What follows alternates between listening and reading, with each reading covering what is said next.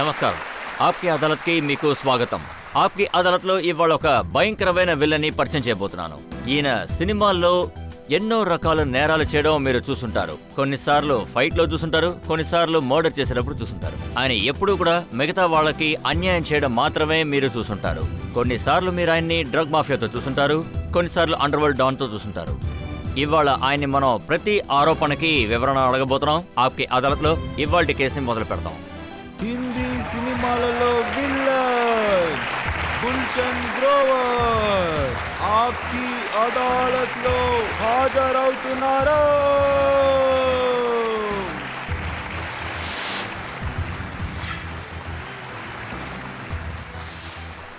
మీ అందరి కోసం నేను ఫొటోస్ తీసుకొచ్చాను, చూడండి. జడ్జ్ గారు, ఈయన ఆప్కి అదాలత్లో కేసు మొదలు పెట్టడానికి ముందు ప్రజల్ని బ్రైబ్ చేయాలని చూస్తున్నారు. అలా పాస్ చేయండి. ఇవాళ ప్రస్తావన ప్రారంభిద్దాం. Judge sir, please wait. మీకు ఒక విషయం నేను ముందే చెప్పేస్తాను. నేను మనస్ఫూర్తిగా ఈ విషయం చెప్తున్నాను. నేను ఈ నేల మీద ఉన్నానంటే, ఇంకా స్టార్ అయ్యానంటే ఇదిగో ఇక్కడున్న ఈ ప్రజలే.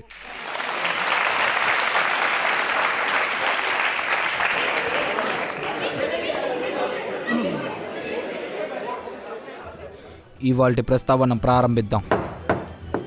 ఇవాళ కేసుని మొదలు పెడదాం. ఆప్కి అదాలత్లో మొదటి ఆరోపణ గుల్షన్ గ్రోవర్ మీద. ఆప్కి అదాలత్లో ఫిల్మ్ స్టార్ గుల్షన్ గ్రోవర్ గారి మీద ఆరోపణ, ఈయన నిజ జీవితంలో కూడా విల్లనే. గుల్షన్ గారు, ఇది నిజమేనంటారా? ప్రజలు మిమ్మల్ని ఈ విధంగా పిలవడం అంటే? कल्लू कलन कालिया दे लोग मुझको गालियां.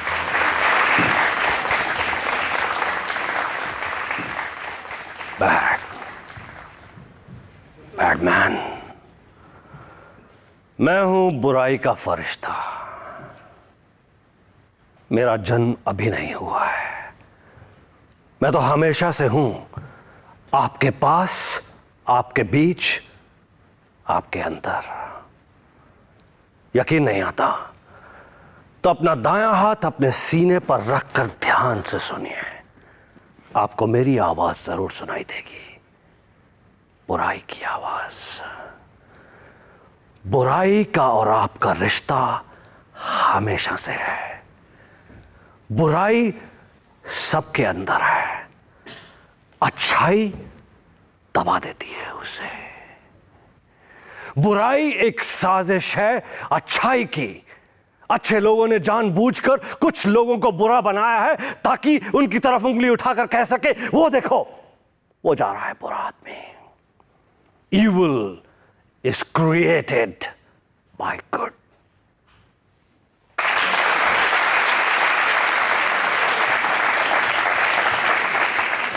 చూడండి, మీరు చిన్నప్పటి నుంచే చాలా చిలిపిగా ఉండేవారట. చదువు మీద ధ్యాస పెట్టేవారు కాదని విన్నాను. నేను ఒక విషయం చెప్పాలనుకుంటున్నాను. నేను ఎక్కడున్నా, ఏ ప్రాంతంలో ఉన్నా కూడా అక్కడున్న ఆడవాళ్లు ఎవరైనా సరే, ఆంటీలు కావచ్చు, పిల్లలు కావచ్చు, అది ఇప్పటికీ నేను నమ్మలేకపోతున్నాను. ఇతనెంత మంచోడు, ఇలాంటి రూల్స్ ఎలా చేస్తున్నాడు.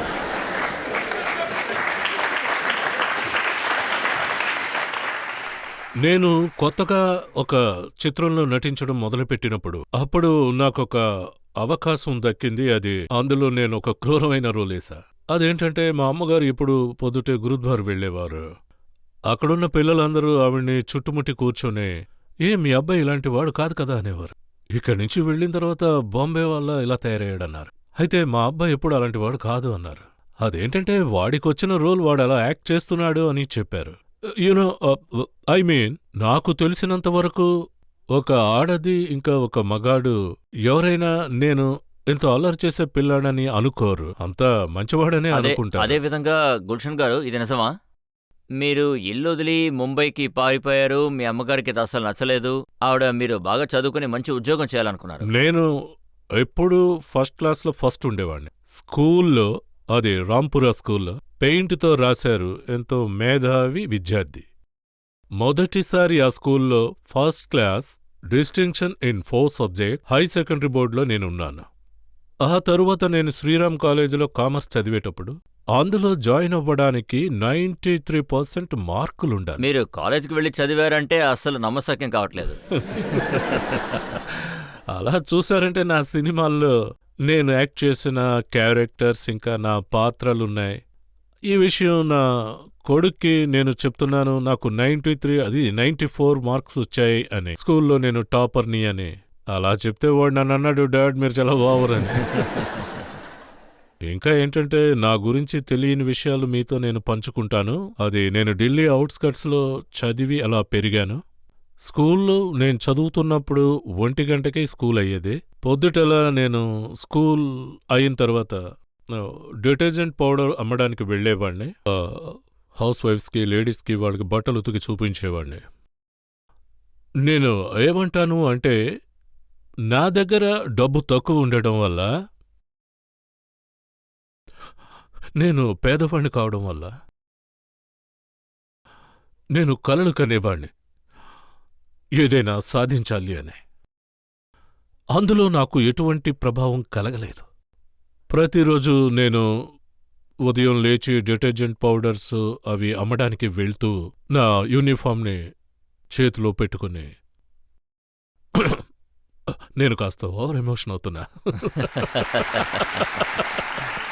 ఒక మంచి కుటుంబానికి చెందిన కుర్రాడు అవును. అంటే ఒక సోప్ అమ్మి డిటర్జెంట్ అమ్మి సంపాదించగలిగే ఒక మంచి కుర్రాడు, బాగా మార్కులు తెచ్చే కుర్రాడు, వాడు సినిమాల్లోకెళ్ళి ఎందుకని విలన్గా మారాలి? నేను ఎప్పుడూ కూడా యాక్టింగ్ విషయంలో ఎంత ప్యాషనేటెడ్గా ఉండేవాడినంటే, నేను మరణించేంత వరకు యాక్టింగ్ చేయాలనుకునేవాడిని. నేను సినిమా హీరోని అయ్యుంటే ఏం జరుగుండేదంటే, మనం అట్రాక్టివ్గా ఉన్నా కూడా ప్రజలు అంతగా అంగీకరించేవారు కాదనేవారు. తరువాత 7-8 ఏళ్ల తరువాత వాళ్ళు ఇంకో హీరో సినిమాలు చూస్తుండేవారు. కానీ నా సంకల్పం ఏంటంటే, నేనున్నంత వరకు, ప్రాణం ఉన్నంత వరకు సినిమాల్లో నటిస్తూ ఉండాలి. అన్ని సినిమాల్లో తన్నులు తినడానికి ఎవరిష్టపడతారు చెప్పండి? నేను ప్రజల పట్ల, నేను ఆ విలన్ రోల్స్లో నటిస్తూ తెలియజేసేవాణ్ణి, ఒకవేళ నాలాంటి ఆ సినిమాలో ఉన్న క్యారెక్టర్స్ లాగా ఎలా చెడు జరుగుతుందో మీకు ఆ విధంగా అవుతుంది. చాలా మంది తప్పుదోవ పడతారు. అది మాత్రమే కాకుండా అందులో నటించే అందమైన హీరోయిన్ మీకు దక్కదు, హీరో తీసుకుని వెళ్ళిపోతాడు. మీరు ప్రయత్నించిన తర్వాత కూడా అవును, మన ప్రయత్నం మనం చేస్తుండాలి కదా. ప్రజలు మీ ఈ విలన్ రోల్ గురించి ఏమనుకుంటున్నారో విందాం. సార్, మీరు చాలా నెగిటివ్ రోల్స్ చేశారు. ఎప్పుడైనా ఆ నెగిటివ్ క్యారెక్టర్ ఇంపాక్ట్ మీ రియల్ లైఫ్లో మీ లిమిట్ని క్రాస్ చేయించిందా లేదా సార్? అదేంటంటే ఖచ్చితంగా కాదు. ఖచ్చితంగా కాదంటున్నా. నేను అలాంటి ఒకవేళ వాడిని కాదు. ఎప్పుడైనా లిఫ్ట్లో మిమ్మల్ని ఒంటరిగా చూసి భయపడి పారిపోవడం అనేది జరిగిందా? అవును, అలా జరిగింది. మీరు ఎవరింటికైనా వెళ్ళి వాళ్ళ పిల్లల్ని వాళ్ళు దాచారా? నేను ఒక ఇన్సిడెంట్ చెప్తాను. నేను షారూక్ మేము ఎన్నో వరల్డ్ టూర్స్ వెళ్ళాం. అవే షోస్ ఉంటాయి కదా, లండన్, అమెరికా, కెనడా. ఒకే ఫ్లోర్లో మేము ఉండేవాళ్ళం. షారూక్ ఆటోగ్రాఫ్ కోసం అమ్మాయిలందరూ ఒంటరిగా అటు ఇటు అలా వచ్చేవారు, ఫస్ట్ ఫ్లోర్కి వచ్చేవారు. కానీ నా దగ్గర ఆటోగ్రాఫ్ కోసం బ్రదరు, సిస్టరు, కానీ బాడీగార్డ్స్ ఉండేవారు. నాకది చాలా బాధగా అనిపించేది. నేను షారుఖ్తో అన్నాను, ఏంటయ్యా ఇది చాలా దారుణంగా ఉంది అని. నీ కోసం అయితే అమ్మాయిలు ఒంటరిగా వస్తున్నారు, నా కోసం అయితే తోడు తీసుకొస్తున్నారని. ఎప్పుడైనా నేను విల్లనై పొరపాటు చేశాను, హీరో అయి ఉండాలని అనిపించిందా? ఖచ్చితంగా నేను అలా ఆలోచించలేదు సార్. నేనెప్పుడూ కూడా రిజెక్ట్ హీరో కాదు. హీరో అవకాశం రాకపోతే విలన్గా నటించడానికి నేను మొట్టమొదటి నుంచి విలన్ రోల్సే వేశాను, అలాంటి రోల్సే చేశాను. అది నాకెంతో సంతోషం కలిగించిన విషయం. ఇప్పుడు గడిచిన కొన్నేళ్లుగా నా వరకు అయితే ఒక వెర్సటైల్ యాక్టర్గా వివిధ రకాలైన రోల్స్ యాక్ట్ చేయడం ప్రారంభించా. మీరు ఎలాంటి రోల్స్లో యాక్ట్ చేస్తున్నారు, ప్రజలు దానికి ఎలా రియాక్ట్ అవుతున్నారు, దాని గురించిన ఆరోపణ లిస్ట్ నా దగ్గర ఇప్పుడుంది. ఆప్కి అదాలత్లో గుల్షన్ గ్రోవర్ గారి మీద ఆరోపణ కొనసాగుతుంది. ఇప్పుడు మనం ఒక చిన్న బ్రేక్ తీసుకుందాం.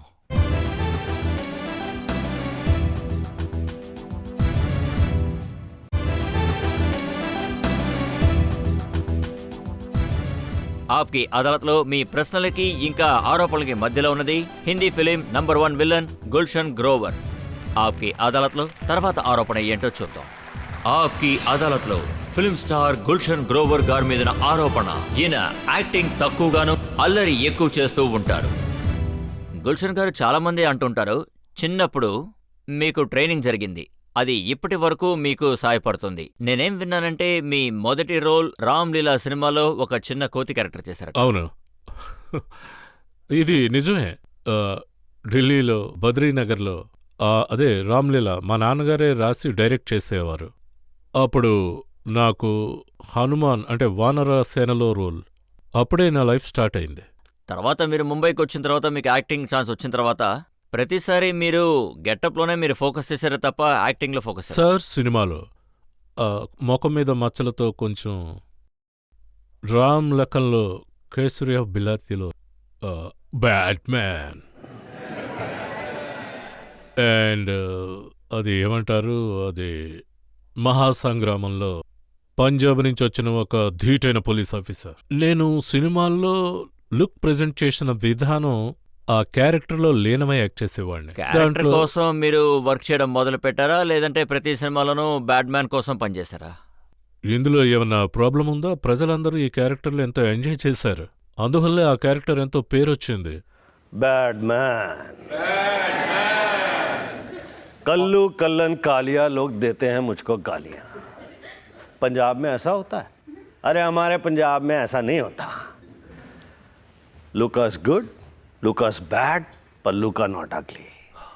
ఇటువంటి చాలా లైన్స్ ఉన్నాయి. ఇలాంటి క్యారెక్టర్స్ స్క్రీన్ మీద చూసినప్పుడు ప్రజలకి ఒక విధంగా జ్ఞాపకం వస్తుంది, ప్రజలు వెంటనే ఐడెంటిఫై చేస్తారు. అండ్ ఇంతవరకు చూసారంటే గబ్బర్ డైలాగ్ అయినా, మొగెంబో డైలాగ్ అయినా, ఇంకా నా బ్యాడ్మెన్ డైలాగ్ అయినా, అందువల్ల ఆ క్యారెక్టర్స్కి అంత పేరు వచ్చింది. ఇప్పుడు మీ రాబోయే సినిమాలో పేర్లు చూసారంటే ఒక సినిమా పేరు పెళ్లికి ముందు, ఆ తర్వాత తలుపు మూయాలి, ఆ తర్వాత ఉంపుడు గత్తి. నేను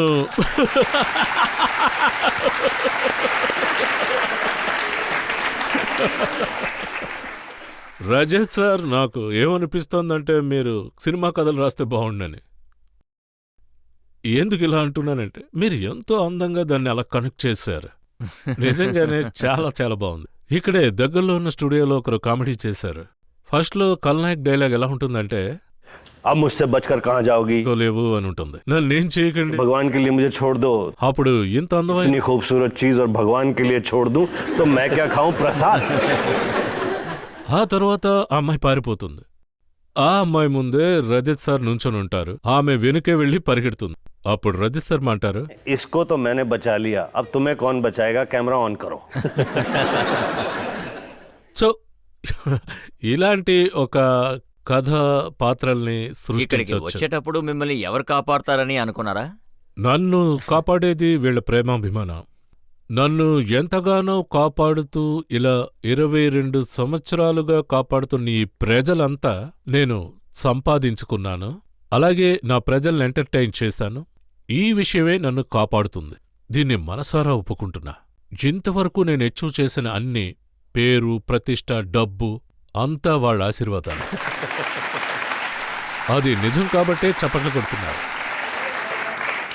గుల్షన్ గారు, 22 సంవత్సరాలుగా మీరు చేసింది మొత్తం ఒక కొరివికి వచ్చింది. చెప్పండి. ఈ కొరివికి వచ్చిన తర్వాత చాలా ప్రశ్నలు తలెత్తాయి, కొత్త ఆరోపణలు వచ్చాయి. అవి కూడా ఈ వారంలోనే వచ్చాయి. ఆ ఆరోపణల గురించి నేను మిమ్మల్ని తర్వాత అడుగుతాను. ఇప్పుడు మనం ఒక బ్రేక్ తీసుకుందాం.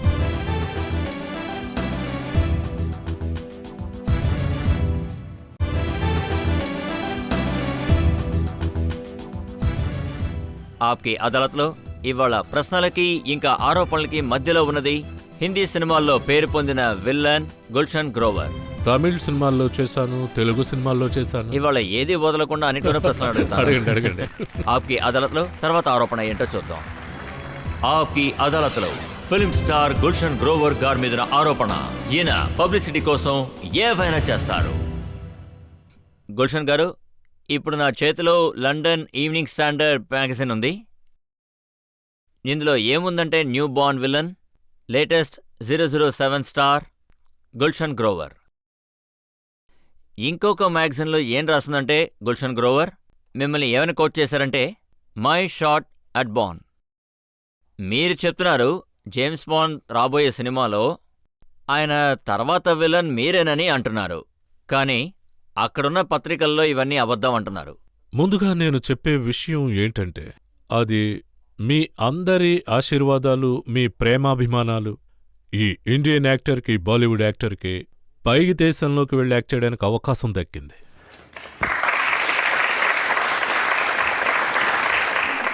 అయితే ఇది నాకు సంబంధించినంత వరకు గొప్ప విషయం. అది మనందరికీ అంటే ఇండియన్స్ అందరికీ అదొక గొప్ప విషయం. అక్కడున్న ఫిల్మ్ ఇండస్ట్రీ, అది హాలీవుడ్ ఇండస్ట్రీ, అక్కడ నేను 6 సినిమాలు చేశాను. ఫ్రాన్స్ సినిమాలో యాక్ట్ చేశా, ఇటలీ సినిమాలో యాక్ట్ చేశా, జర్మన్ సినిమాలో యాక్ట్ చేశా, కెనడీ సినిమాలో యాక్ట్ చేశా, యూకే సినిమాల్లో యాక్ట్ చేశా. ఇప్పుడు కొన్ని దేశాల్లో ఏం జరుగుతోందంటే రాబోయే కాలంలో జేమ్స్ బాండ్ సినిమాల్లో నాకు విలన్ రోల్ దక్కుతుంది. కొన్ని పత్రికలైతే అది కుదురుతుందంటున్నాయి, కొన్ని అయితే కుదరదు అంటున్నాయి. జేమ్స్ బాండ్ యొక్క సైట్లో అక్కడ ఒక ఫోటో ఉంటుంది, ఒక ఆర్టికల్ ఉంటుంది, బాండ్ కలెక్షన్ టు బాలీవుడ్. విషయం ఏంటంటే నేను ఆ సినిమాలో నటిస్తానా లేదా అన్న విషయం ఇప్పుడు చెప్పను. నేను అది- ఎందుకు చెప్పలేదంటే, ఎందుకంటే అది నిజం కాదు కాబట్టి. చూడండి, మీరు ఒక లాయర్, మీరు ఒక 5 నిమిషాలు లాయర్ అన్న విషయం మర్చిపోండి. మీరొక విషయం గుర్తుపెట్టుకోండి, మీరొక ఇండియన్, మీరొక మంచి ఇండియన్. ఆ విషయం నేను నమ్ముతాను. ఒక ఇండియన్గా మీకేమనిపిస్తోంది అది చెప్పండి. చూడండి, నా దృష్టి మళ్లించడానికి లేదు ప్రయత్నించండి. లేదు లేదు, నేను ఆ విధంగా లేదు చేయలేదు. లేదు, నేను నేను మిమ్మల్ని చెప్పాల్సింది తినగా అడుగుతాను. ఇది బ్రిటన్ న్యూస్ పేపర్, ఆహా, ఇదేమీ చెప్పండి. చిన్న న్యూస్ పేపర్ కాదు. ఈవినింగ్ స్టాండర్డ్, లండన్ లోనే చాలా పెద్ద పత్రిక. ఆ, అది రజత్ ఇలా సార్. చూడండి సరే, సార్, నేను చెప్పేది మీరే ఒకసారి చెప్పండి. వినండి. ఈ పత్రికలో మిమ్మల్ని కోట్ చేశారు. To be in Casino Royale would be a real honour to me and to my country. అవును, మీరు ఇంప్రెషన్ ని క్రియేట్ చేస్తున్నారు, అంటే జేమ్స్ బాండ్ సినిమాలో విలన్ కాబోతున్నారని. మ్హూ. ఇది నిజమా అబద్ధమా? రాబోయే జేమ్స్ బాండ్ సినిమాలో నేను నటిస్తానని ఒక ఇంప్రెషన్ని క్రియేట్ చేశానా? ఒకవేళ ఇది నిజమే అయితే అందులో ఏం తప్పుంది? ఒకవేళ నేను జేమ్స్ బాండ్ సినిమాలో నటిస్తే అది నాకు, నా కంట్రీకి గౌరవమే కదా. ఇందులో తప్పుందా? మంచి విషయమే కదా. ఏదైనా తప్పుందా? కాదు కదా. అదే విధంగా చాలామంది ఇండియన్స్, అదేంటంటే బాలీవుడ్లో ఉన్నవాళ్లు చాలామంది ఫ్యాన్స్ విదేశాల్లో ఉన్నారు. వాళ్ళంతా ఇదే కోరుకున్నారు. అందువలనే ఇలాంటి రాతలు రాశారు. నేను బాలీవుడ్లో, అదే నేను యాక్ట్ చేసే జేమ్స్ బాండ్లో విలన్. ఇదంతా చూస్తూ ఉంటే వాళ్ళ యొక్క ఆశ, వాళ్ళ ఎదురుచూపులు, నాకేమనిపిస్తోందంటే ఇది పాజిటివ్, ఇన్ఫ్యాక్ట్ పాజిటివ్ రిజల్ట్. మీరు దీన్ని ఏదైనా అనండి. ఇవాళ న్యూస్ పేపర్లో ఒక రిపోర్ట్ వచ్చింది. ఈ రిపోర్ట్లో ఏం రాశారంటే, ఈ పత్రికకి చెందిన వాళ్ళు లండన్లో కెసినో రాయల్ సినిమాకి చెందిన ప్రొడ్యూసర్స్తో మాట్లాడారు. వాళ్ళు ఏమన్నారంటే, ఈ పత్రికలో పొరపాటున ప్రింట్ అయిందన్నారు. ఆ పత్రికల వాళ్లతో ప్రొడ్యూసర్స్ మాట్లాడారని చెప్పి ఎలా తెలుసు చెప్పండి? ఈ పత్రికల వాళ్ల ఫోన్ నెంబర్స్ అన్ని చూడడానికి ప్రొడ్యూసర్స్కి అంత టైం ఉండదు. వాళ్ళ $100 మిలియన్ సినిమా ఆన్ సెట్లో ఉంటుంది. వాళ్ళకి తలకు మించిన సమస్యలుంటాయి. ఈ సమయంలో వాళ్ళు హీరోయిన్స్ కోసం చూడాలి. ఇలాంటివి వాళ్ళకి ఎన్నో పనులుంటాయి. అది మాత్రమే కాకుండా ఇది నాకు చాలా మంచి విషయం అంట. బాలీవుడ్ స్టార్స్ ఎంత పాపులర్ అయ్యారు. ఇప్పుడు బాండ్ కన్నా నా గురించే చర్చ జరుగుతోంది. బాండ్ సినిమాలో నేను నటిస్తున్నానా లేదా అన్నదే చర్చ అవుతుంది. సరే, కానీ- మీరు చెప్పండి, ఆ సినిమాలో కాస్టింగ్ చేసే వాళ్ళు ఉన్నారు కదా, చెప్పండి. అలాగే ఆ సినిమా ప్రొడ్యూసర్స్, ఆ సినిమాలో కాస్టింగ్ చేసే వాళ్ళని మీరు ఎప్పుడైనా కలిశారా? రజత్ సార్, నేను అన్నీ రెడీ చేసుకునే వచ్చాను. ఇందులో నా ఫోటోస్ ఉన్నాయి. James Bond cinema 7 casting directors Los ఏంజలస్లో ఉన్నారు. Janet Jackinson and Janet and Jake. ఆయన కంపెనీ ప్రెసిడెంట్ మైకేల్ ఉన్నారు. నేను మిమ్మల్ని రిక్వెస్ట్ చేస్తున్నాను, ఇదిగో ఇది తీసుకోండి, యా, ఇందులో తప్పకుండా ఫోటోస్ సార్, ఇవ్వండి. చూపించండి. నేను నేను చూపిస్తాను. కూడా అందులో ఉన్నాను. చూడండి, ఆ 2 అమ్మాయిలు కాస్టింగ్ డైరెక్టర్సే. ఇదిగో ఈయన కూడా. వీళ్ళు హ్యారీ పాటర్స్కి కాస్టింగ్ చేశారు. బ్యూటిఫుల్ మైండ్ సినిమా కూడా వీళ్లే చేశారు. ఇప్పుడు బాండ్ కాస్టింగ్ చేస్తున్నారు. ఇది వాళ్ళ ఆఫీస్లో. సరే, మీరు వాళ్ళని కలిశారు, నేను ఒప్పుకుంటాను, మీరు సాక్ష్యాలతో వచ్చారు. కానీ ఇవాళ ఆ అందులో పత్రికలో చూడండి, నేను విలన్లా ఉంటాను. ఇవాళ ఈ పత్రికలో ఇంకొక న్యూస్ కూడా వచ్చింది గుల్షన్ సార్. ఏంటది? వాళ్ళొక ఈమెయిల్ పంపించారు, సోనీ పిక్చర్స్ రిలీజింగ్ ఇంటర్నేషనల్ కి అని. యా, వాళ్ళు ఏం రాశారంటే, studio making Casino Royale set, we have checked with Yuvan productions, they have confirmed that there is absolutely no truth in it, just wishful thinking of mister Gulshan Grover. ఆ studio ఉంది కదా, దాంట్లో రమారమి 40 బిల్డింగ్స్ ఉంటాయి. అందులో స్టూడియోస్ ఉంటాయి. 4000 డిపార్ట్మెంట్స్ ఉంటాయి. వీళ్ళు ఈమెయిల్స్ ఎవరికి పంపుతున్నారు, అక్కడి నుంచి జవాబులేంటి, ఇవన్నీ ఎవరు వెరిఫై చేస్తారు? వాళ్లే పంపించాలి. అది మాత్రమే కాకుండా నేను ఈ సమయంలో ఏమీ చెప్పకూడదు. అది నాకు ఎగ్నెస్ట్గా ఉంటుంది. యూ కెన్ గో ఎగ్నెస్ట్ మీ. నేనొకటి మాత్రం చెప్పగలను, నాకు అనుమతి ఉంటే, నేను చెప్పడంలో ఏ తప్పు లేకపోతే, మీ అందరి యొక్క దీవెనలు నాకు ఉంటే, మీ ప్రేమాభిమానాలు ఉంటే, అప్పుడు బాండ్ నా దగ్గర నుంచి ఎలా తప్పించుకుంటాడు.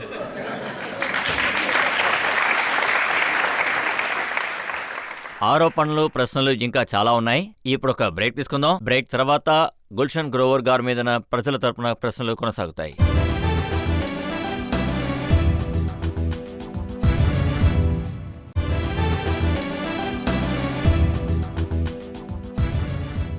ఆప్కి అదాలత్లో ప్రశ్నలకి ఆరోపణలకి మధ్యలో ఉన్నారు హిందీ సినిమాల చాలా ప్రముఖ విలన్ గుల్షన్ గ్రోవర్. ఆప్కి అదాలత్లో ఫిల్మ్ స్టార్ గుల్షన్ గ్రోవర్ గారి మీద ఆరోపణ, ఈయన తెల్ల తోలుకి బానిస అయిపోయారు. ఇది నిజమా చెప్పండి? మీరు ముంబై ఫిలిం ఇండస్ట్రీలో చాలా చక్కగా పనిచేస్తూ ఉన్నారు. 350 సినిమాల్లో పనిచేసే అవకాశం దొరికింది. కానీ మీ అబ్సెషన్ చూసారంటే అవి హాలీవుడ్ సినిమాల మీదే ఉన్నాయి. అంటే అందులో వైట్ స్క్రీన్ వాళ్ళ మీద. నేను రాబోయే కాలంలో యువకులకి ఒక సరైన దారి చూపిస్తా. ఇక్కడ విజయం సాధించాం అంటే, ఇక్కడ మన ఇల్లు, మన ఫిల్మ్ ఇండస్ట్రీ వదిలిపెట్టకుండా నేను విదేశానికి వెళ్ళి అక్కడ కన్విన్స్ చేసి, నేనంటాను ఇండియన్ యాక్టర్స్ విదేశాలకు వెళ్ళి అక్కడ యాక్ట్ చేసే అర్హత ఉంది అని. వాళ్ళకి ఆ నమ్మకాన్ని నేను సమకూర్చగలను. అయితే మన సినిమాల్లో లోడ్ యాక్టింగ్ ఉంటుందని వాళ్ళ అపోహ. మనం ఇంగ్లీష్ సరిగ్గా మాట్లాడతామా మాట్లాడలేమా అన్నది వాళ్ళ సందేహం. నేను వాళ్ళ దగ్గరికి వెళ్ళి వాళ్ళని కన్విన్స్ చేసి, నాకు మాత్రమే కాదు నా వెనుక ఉన్న ఎందరో యువకులకు ఒక దారి చూపించి వాళ్ళని ఒక మార్గనిర్దేశంలో నడిపా. మన ఫిల్మ్ ఇండస్ట్రీ టాలెంట్, మన యొక్క అభిరుచి వాళ్ళకి తెలియజేయాలి. అది మీరు వైట్ స్కిన్ అబ్జెక్షన్ అని అంటుంటే, దీని గురించి మీరు ఏదైనా అనండి, అది తప్పుగా మాత్రం అనుకోను. అది ఒక ప్రోగ్రెస్ అనుకుంటా, ఒక లాజికల్ గ్రోత్ అనే నేను అక్కడ విదేశాల సినిమాల్లో మీరు నటించడం కోసం మీరు కొంచెం కాంప్రమైజ్ అవ్వాల్సి వచ్చింది. మొదటిసారి మీరు అక్కడికి వెళ్ళినప్పుడు మీ పాస్పోర్ట్ వాళ్ళు తీసి పెట్టుకున్నారు. మీరు ఎస్కేప్ అవ్వకూడదని మీ ఐడి కార్డు కూడా వాళ్ళు లాక్కున్నారు. ఆ విషయంలో గనక చెప్తే మీరు చెప్పింది కరెక్టే. అది ఇంప్రెషన్ అనేది ఎలా కలుగుతుందంటే, నా మొదటి సినిమా జంగిల్ బుక్ అప్పుడు వాళ్ళు ఏమన్నారంటే, గ్రోవర్ నువ్వు రాగానే నీ పాస్పోర్ట్ ని మాకు అందజెయ్యి అన్నారు. షూటింగ్ అయ్యాక తిరిగి ఇస్తాం అన్నారు. దానికి నేను ఓకే అన్నాను. అప్పుడు నేను వెళ్ళి నా పాస్పోర్ట్ వాళ్ళకి ఇచ్చేశా. తర్వాత నేను అడిగా, 2-3 డేస్ నా వెనుకే అబ్జర్వ్ చేస్తున్నారని. ఏంటంటే టైంకి సరిగా వస్తున్నాడా లేదా అని, నా బిహేవియర్ ఎలా ఉందో అని చూస్తున్నారు. దానికి కారణం మీడియా. వాళ్ళు బాలీవుడ్ స్టార్స్ గురించి ఎన్నో విషయాలు కథలుగా చదివారట. ఇంకా పక్క వాళ్ళని విచారించారు. That can be relied. వాళ్ళకి అసలు టైమింగ్ లేదు. సడన్ గా అర్ధరాత్రి లేచి చెప్తారు, no I'm going to India. నాకు నా గర్ల్ ఫ్రెండ్ జ్ఞాపకం వచ్చింది, అమ్మ చేసిన వంట గుర్తొచ్చింది, ఇక్కడే షూటింగ్ అయిపోతుంది. ఇలాంటి విషయాలెన్నో. ఈ భయాలతోనే నా పాస్పోర్ట్ను వాళ్ళు తీసుకున్నారు. అయితే ఇది అంత ప్రాముఖ్యమైన విషయం కాదంటారు. మన పనితనం చూశాక వాళ్ళు విషయం అర్థం చేసుకున్నారు. అదేంటంటే ఇండియన్ బాలీవుడ్ యాక్టర్స్ లో ఎంతో ప్రొఫెషనలిజం ఉందని, ఎంతో నైపుణ్యం ఉన్నవాళ్ళు ఉన్నారు, అలాంటి వాళ్ళకి ఇవ్వాలి. ఇది నిజమేనంటారా? అక్కడ మీరు పని చేస్తున్నప్పుడు మిమ్మల్ని యాక్టర్ కన్నా ఒక ఏజెంట్ గా మార్చేశారట. అదేంటంటే, నాకేమనిపిస్తోందంటే, ఇండియా రాజ్యాంగం నన్ను సన్మానించాలి, నాకు డాక్టరేట్ ఇవ్వాలి. ఇంకా మిమ్మల్ని బ్రాడ్ పిట్కి హీరోని వెతకమన్నారట. నేను బాలీవుడ్లో పనిచేస్తున్నాను. వాళ్ళకి తెలుసు నా మీద వాళ్ళు నమ్మకం ఉంచారు. ప్రతి నిమిషం నాకు ఈమెయిల్ చేసి ఫోన్లు చేస్తూ ఉంటారు.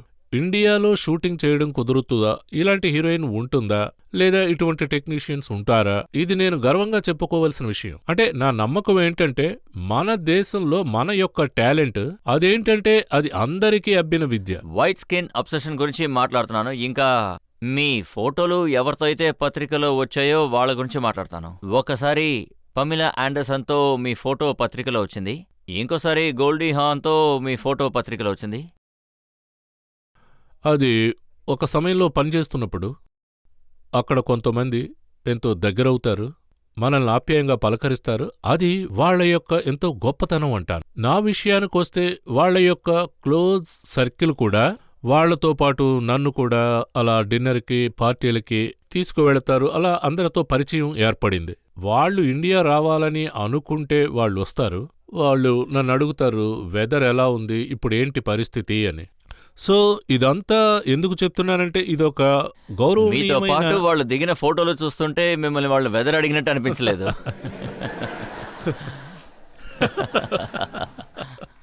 ఇది చూస్తుంటే మీరే వెదర్ అడుగుతున్నట్టు ఉంది.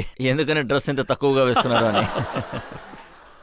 అదేంటంటే రజత్ గారు అన్ని బంధుత్వాల్లోనూ ఒక కారణం ఉంటుంది. అది మీడియా ఒక్కొక్క రకంగా ఆలోచిస్తూ ఉంటుంది. వాళ్ల పట్ల నాకెంతో మిత్రత్వం ఉంది. సపోజ్ నేను అక్కడికి వెళితే అక్కడ ఖాదీ గ్రామ ఉద్యోగం నుంచి హ్యాండీక్రాఫ్ట్ తయారు చేసిన వస్తువులు తీసుకెళ్లి వాళ్ళకిస్తాను. గోల్డిహాన్ అంటే నాకు గుర్తొచ్చింది. నేను తనకు ఒక గాగ్రా చోళీ ఇంకా అదే ఖాదీ డ్రెస్ ఒకటి అది ఇచ్చా. తను ఎంతో ఎగ్జైట్ అయి వెంటనే దాన్ని ధరించింది. అయితే కాస్త పొడవున్న వల్ల కాస్త కట్ చేస్తావా అని అడిగింది. తర్వాత ఈమెయిల్ పెట్టింది, నేను వెళ్లే ఫంక్షన్కి ఈ డ్రెస్ని తీసుకుని వెళ్తాను అని. తర్వాత నేను చూసినప్పుడు పత్రికల్లో ఆ ఫొటోస్ ఎన్నో వచ్చాయి. అదేంటంటే వినాయకుడు బ్యాగ్, వినాయకుడు పెండెంట్, ఇంకా మ్యూజిక్, ఇవన్నీ కూడా నేను తనకి గిఫ్ట్గా ఇచ్చాను. అది అలా వాళ్ళ మధ్య డిస్కషన్ జరుగుతుంది. అదేంటంటే ఇది బాగుంది, ఎక్కడ తయారు చేశారు, ఎలా ఉంది, ఇదేంటిది అని అడుగుతారు. నేను ఇంకో విషయం కూడా విన్నాను, మీరు ప్రిన్స్ చార్ల్స్ కి మీరు రామ్నామ్ కుర్తా కొనిచ్చారట. నేను ప్రిన్స్ చార్ల్స్ కి ఎన్నో బాలీవుడ్ ఫిలిమ్స్, అది హరే రామ హరే కృష్ణ, ఇప్పుడున్న ట్రెండింగ్ కుర్తాస్, అదేంటంటే వాటి మీద కొన్ని మంత్రాలుంటాయి, ఇటువంటివి కొన్ని నేను ప్రెజెంట్ చేశాను. అయితే ఇది కూడా మీ వైట్ స్కిన్ అబ్సెషనేనా? మీరు తరచూ ప్రిన్స్ చార్ల్స్ ని కలవడానికి వెళ్ళడం? సార్, నేను ప్రిన్స్ చార్లెస్ పర్సనాలిటీని చాలా అడ్మైర్ చేశా. ప్రిన్స్ చార్లెస్ ఏం చేసినా కూడా అందులో ఒక చారిటీ ఉంటుంది. అలా చేసిన కొన్ని విషయాలు నన్ను ఎంతో ఇంప్రెస్ చేశాయి. చూడండి, మీ ఇష్టం అలాగే మీ అబ్సెషన్, ప్రజల మనసులో వీటి గురించి ఎలాంటి సందేహాలున్నాయో వాళ్ళని అడిగి తెలుసుకుందాం. ఖచ్చితంగా. మీరు సార్, అడగండి. నా ప్రశ్న ఏంటంటే ఇండియన్స్ వాళ్ళు ప్రూవ్ చేసుకోవాల్సిన అవసరం ఏముంటుంది సార్? నాకు చాలా గౌరవంగా ఉంటుందంటున్నారు. మనం ఎవరికి తక్కువ వాళ్ళం కాదు. అయితే మనం ఎందుకు ఫారిన్ కి వెళ్లి ప్రూఫ్ చేయాలి? హాలీవుడ్ నుంచి ఇండియాకు వచ్చి ఎవరు ప్రూఫ్ చేయలేదు కదా. నిజం చెప్పాలంటే మన వాళ్ళెవరూ ఇప్పటివరకు అక్కడికి వెళ్ళిందే లేదు. వాళ్లే ఇక్కడికి రావడం ప్రారంభించారు. ఒక విషయం మాత్రం నేను మీకు చెప్పాలి. ఒక్కో యాక్టర్ నాకు చెప్పింది ఏంటంటే బాలీవుడ్లో మేము నటించాలి అని. మన సినిమాల్లో పాటలు ఎంతో అద్భుతంగా ఉంటాయన్నారు. సడన్లీ ఒక అమ్మాయి వచ్చి ఇలా డాన్స్ చేస్తే అది బాగుంటుందంటారు. సో వాళ్ళు ఇక్కడికొచ్చి పని చేయాలని ఆశపడుతున్నారు. మీరు అడగచ్చు. మీకు ఎప్పుడు అనిపించలేదా మనం ఎప్పుడు ఇలాగే ఉన్నాం, ఏదో ఒకటి మంచి చేయాలి అని? మీకు పాలిటిక్స్లోకి వెళ్ళాలని లేదా? మీరు అప్పుడప్పుడు చెప్తూ ఉంటారు కదా, ఈ దేశ ప్రజలు బయట దేశ ప్రజల అభిమానం మీకుందని. వాళ్ళు మిమ్మల్ని గెలిపిస్తారు. మీరు బయట దేశానికి వెళ్లకుండా మన దేశంలోనే ఉంటూ ప్రజలకి సేవ చేయొచ్చు కదా. యంగ్ మ్యాన్, నిన్ను నా ఫ్రెండ్ అనుకున్నాను, కానీ నువ్వు ఎనీమీ. నా శత్రువువి నువ్వు. నా శత్రువే నిన్ను పంపించాడు. ఒక కళాకారుడు, నేను దీన్ని పూర్తిగా నమ్ముతాను, ఒక కళాకారుడు ఆ కళకి అంకితం అవుతాడు అందరూ ఇష్టపడినట్టు. పాలిటిక్స్ విషయాలు వద్దు. పాలిటిక్స్ అనే ప్లాట్ఫామ్ మీద నేనెక్కడా కనిపించను. అవకాశమే లేదు. Never ever. గుల్షన్ గారు, ప్రజల తరపున చాలా ప్రశ్నలు ఆరోపణలు ఉన్నాయి. మంచి పనులు, చెడ్డ పనులు, వీటన్నిటికీ మీరు చక్కగా సమాధానం చెప్పారు. ఇప్పుడు మనం ఒక బ్రేక్ తీసుకుందాం. ఈ బ్రేక్ తర్వాత ప్రజల తర్వాత జడ్జ్ గారు ఎలాంటి తీర్పిస్తారో చూద్దాం.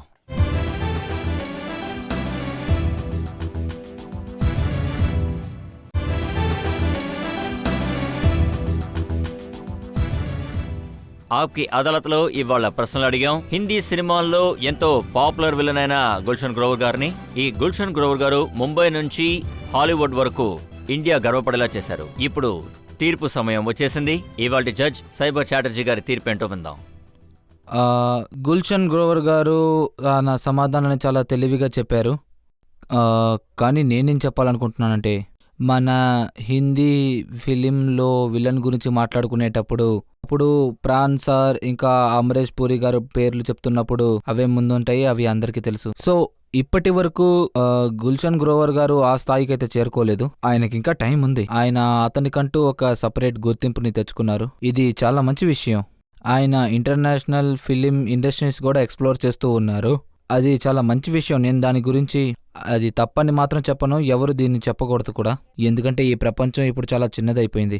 అండ్ మన యాక్టర్స్ బయట దేశానికి వెళ్ళి వాళ్ళ ప్రతిభ ఏంటో చూపించాలి. ఈ విషయాన్ని గుల్షన్ గ్రోవర్ గారు చేస్తున్నారు. ఇది చాలా ఆనందకరమైన విషయం. కాబట్టి నేను ఆయన్ని గౌరవంగా విడుదలిస్తున్నాను.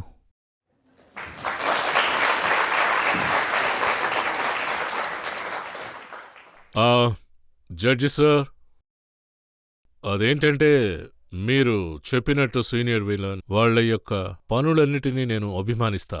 వాళ్ళ ముందు నేనసలు ఏమీ కాదు. నాకు చాలా టైం అవసరం. అలాంటిది అటువంటి ఒక పేరు సంపాదించి ఎన్నో పనులు చెయ్యాలి. మీరు చెప్పిన ఈ విషయాలు నా మనసులో ఉంచుకుంటాను. ఇక అందరికీ నేను చెప్పాల్సిన ఒక ముఖ్యమైన విషయం ఒకటుంది. దాన్ని నేను ఒప్పుకుంటాను. ఇది ఒక డ్రామానో మరేంటో అని నేను చెప్పను. అదేంటంటే ఒక్కో కళాకారుడు తన కళ విషయంలో తన నైపుణ్యాన్ని ప్రదర్శించాలి అంటాను. తన అభిమానులు తనకి ప్రేమ ఇవ్వకపోతే వారి పట్ల ఎటువంటి భేదాభిప్రాయం లేకపోతే ఏమీ చేయలేం. ఈ విషయాన్ని నేను నమ్ముతా. మీ పట్ల నాకెప్పుడూ ప్రేమాభిమానాలు తప్పకుండా ఉంటాయి. ధన్యవాదాలు.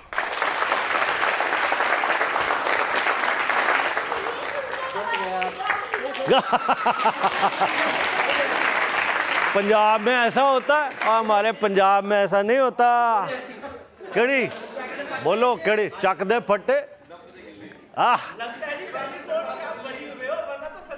నేను కోర్టులో నుంచి తప్పించుకుంటానా? అయితే ఈ కోర్టు నుంచి మాత్రం తప్పించుకోవాలనుకున్నాను. కానీ వకీల్ సార్, ఈయన్ని నుంచి తప్పించుకోలేం. ఎక్కడికెళ్ళినా పట్టేసుకుంటారు. సరే, ఏం కావాలో చెప్పండి. రాజా మూవీలోనా? ఓకే. గుల్షన్ గారు ఇక్కడ కూర్చొని చెప్తే అందరూ చూస్తారు. ఓకే.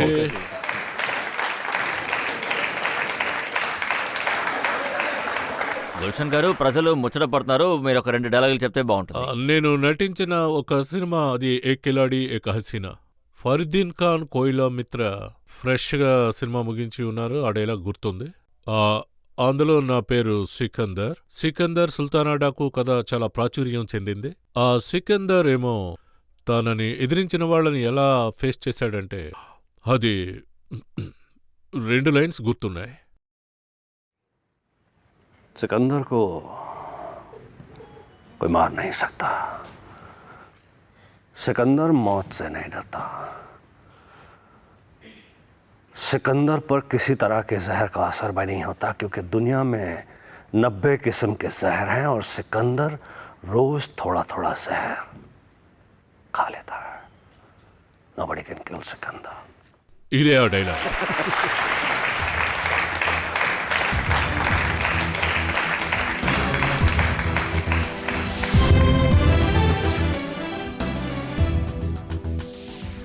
ఆప్కి అదాలత్లో ప్రజల జడ్జ్ గుల్షన్ గ్రోవర్ గారిని విడుదల చేశారు. కానీ నిజమైన తీర్పుని మీరే, అంటే ప్రజలే ఇవ్వాలి.